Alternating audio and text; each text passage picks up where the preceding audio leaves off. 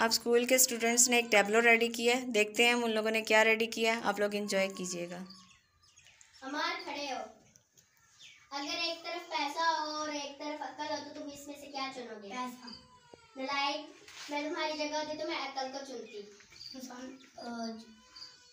इंसान को जिसकी जरूरत है वो वही चुनना है। बैठ जाओ। फिजान खड़े हो। दिल्ली में कुत्ता में आ रहा, बताओ मैंने क्या कहा है? दिल्ली में कुत्ता में नालायक गधे, बैठ जाओ। शयान खड़े हो।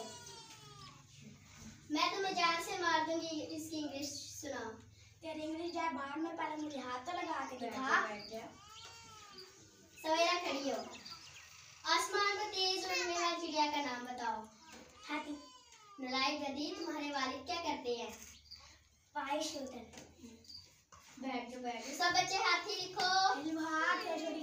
अम्मा खड़ी हो। ये हमारे स्कूल की सबसे अच्छी बच्ची है और हम इसे सवाल पूछते हैं, देखते हैं इसको आते हैं या नहीं।